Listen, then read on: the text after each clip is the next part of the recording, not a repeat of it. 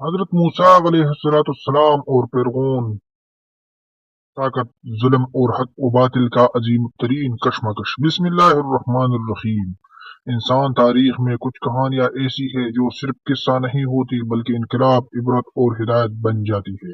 حضرت موسیٰ علیہ السلام کا فرعون اور کہانی بھی ایسی ہے، ایک عظیم داستان ہے جہاں ایک طرف اللہ کا نبی ہے اور دوسری طرف خود کو خدا کہنے والا ظالم بادشاہ۔ یہ کہانی ہمیں بتائی ہے کہ طاقت ہمیشہ سچ نہیں ہوتی اور سچ ہمیشہ طاقت سے زیادہ مضبوط ہوتی۔ مصر کی سرزمین اور فرعون کا ظلم۔ حضرت موسیٰ علیہ السلام کی پیدائش سے پہلے مصر دنیا کی طاقتور ترین سلطنتوں میں سے ایک تھا۔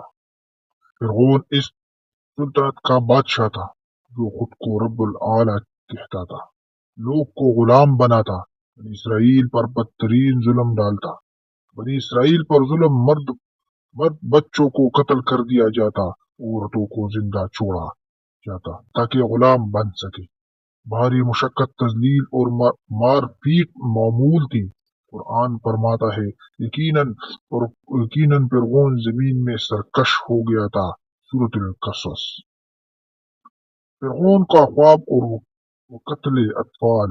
ایک رات فرعون نے خواب دیکھا کہ بنی اسرائیل میں ایک بچہ پیدا ہوگا جو اس کی سلطنت کو تباہ کر دیا گا۔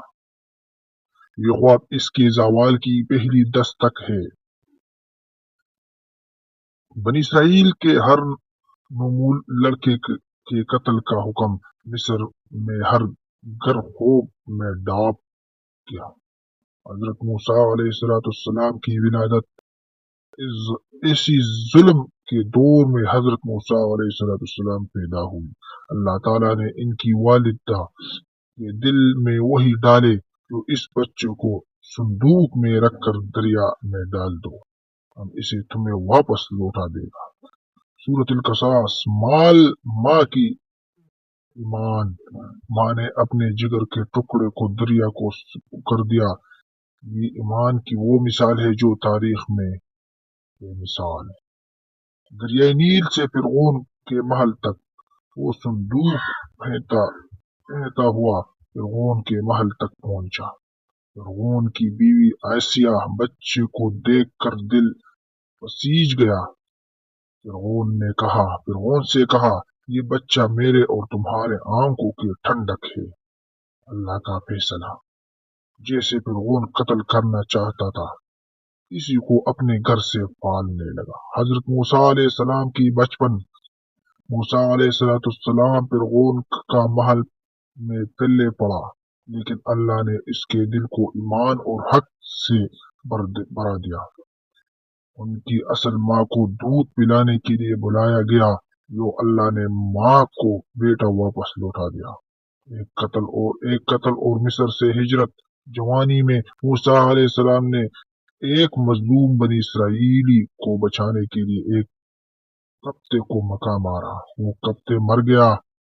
فرعون نے موسیٰ علیہ السلام کو قتل کرنے کا حکم دیا۔ موسیٰ علیہ السلام مصر چھوڑ کر مدین کی طرف روانہ ہو گئی۔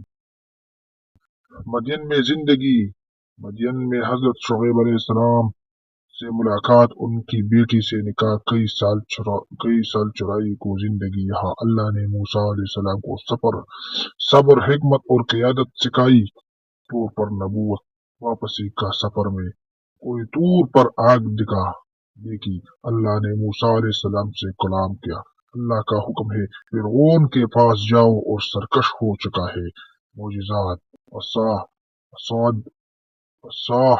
صدہ ہاتھ چمکتا ہوا نور۔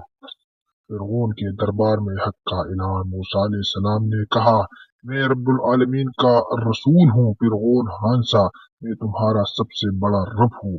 یہ تھا غرور کا آخری نقطہ۔ جادوگروں کا مقابلہ۔ فرعون نے جادوگروں کو بلایا، موسیٰ علیہ السلام کو اسد بنایا۔ جادوگروں کو تمام جادو نکل گیا۔ نتیجہ جادوگر سجدے میں گر گیا۔ ہم موسیٰ علیہ السلام اور ہارون کے رب پر ایمان لائے۔ فرعون نے ہاتھ پاؤں کاٹنے کی دھمکی دی، مگر ایمان پتہ یاب ہو چکا ہے۔ عذاب الہی۔ فرعون پر مسلسل عذاب آئی، طوفان، ٹڈیاں، چوئی منڈک خون ہر بار فرعون وعدہ کرتا ہے پھر مگر جاتا ہے۔ ہجرت اور سمندر کا معجزہ، اللہ کا حکم ہے رات کو بنی اسرائیل کو لے کر نکل جاؤ۔ فرعون لشکر لے کر پیچھا کرتا، سامنے سمندر پیچھے دشمن۔ موسیٰ علیہ السلام کا ایمان ہے ہرگز نہیں، میرے رب میرے ساتھ ہے۔ معجزہ سا مارا، سمندر پھٹ گیا، راستہ بن گیا، بنی اسرائیل پار ہو گئی۔ فرعون پیچھے کرتا ہوا غرق ہو گیا۔ فرعون کا انجام، ڈوبتی وقت فرعون بولا میں ایمان لایا، جواب آیا اب جبکہ پہلے نافرمانی کرتا رہا۔ فرعون کی لاش عبرت کے لیے محفوظ کر دی گئی۔ سبق اور پیغام، یہ کہانی ہمیں سکھاتی ہے ظلم ہمیشہ عارضی ہوتی ہے، حق آخرکار غالب ہوتا ہے۔ اللہ اپنے نیک بندوں کو تنہا نہیں چھوڑا، غرور انسان کو تباہ کر دیا ہے۔ حضرت موسیٰ علیہ السلام فرعون کا یہ داستان ہر درد کا ظلم کے لیے نتیجہ اور ہر مظلوم کے لیے امید